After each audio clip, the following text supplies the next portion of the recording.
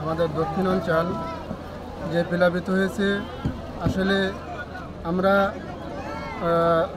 বিগত কয়েক বছর ধরে এরকম প্রত্যেক বছর 2-3 বার আমাদের এই বেড়িবাঁধ ভেঙে যাচ্ছে। তো এই বেড়িবাঁধ আসলে যেভাবে মজবুত করে দেওয়ার কথা সেভাবে হয়তো দিচ্ছে না। আজকে আমাদের এই জায়গায় হাজার হাজার বিঘি জমি সব এরকম প্লাবিত হয়ে গেছে, ধান হবে না, ওরকম এরকম তরমুজ করছে, সে তরমুজে এরকম সব নষ্ট হয়ে গেছে। তো আমরা চাই যে এরকম টেকসই বেড়িবাঁধ হবে, যে বেড়িবাঁধের জন্য আর কোনো এরকম মানুষ ক্ষতিগ্রস্ত না হয়, মানুষের এরকম ঘুম ভেঙে ওঠে যেন না দেখে যে এরকম তাদের ঘর বাড়ি সব পড়ে গেছে।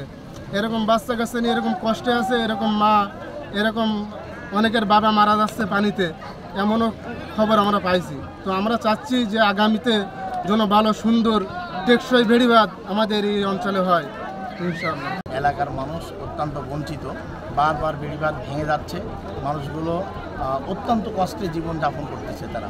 আমরা দেখতেছি যে এই টেকসই বেড়িবাঁধ না হওয়ার কারণে ঘূর্ণিঝড় রেমাল হোক, নার্গিস হোক, যখনই ঝড় হয় তখনই এলাকার মানুষ ক্ষতিগ্রস্ত হয়।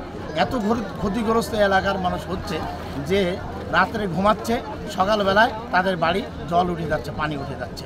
মানুষ এত কষ্টে জীবনযাপন করতেছে। এই এলাকার ভিতরে আপনারা দেখবেন যে যত জমি এখন লাগানো ছিল ধান, সমস্ত জমিগুলো এখন পানির নিচে।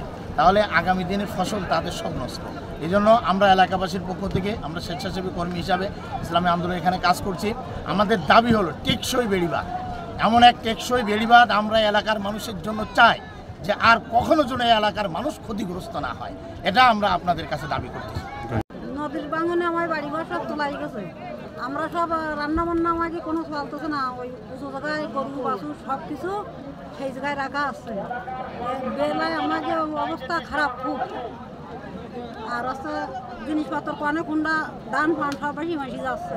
গরু বাছুর সব আমরা রাস্তায় রাখেছি, আমার খাওয়া দাওয়ার ব্যবস্থা নেই, আর অতিরিক্ত সমস্যা। কোনো জায়গায় আমার দাঁড়ানোর জায়গা নেই, খাওয়ার পানি ব্যবস্থা নেই, আর কোনো জায়গায় আমার ছেলে মেয়ে যে কোন জায়গায় রাখবো, ধান পাতা দিয়ে যা কিছু আমার সব ক্ষতিগ্রস্ত হয়ে গেছে।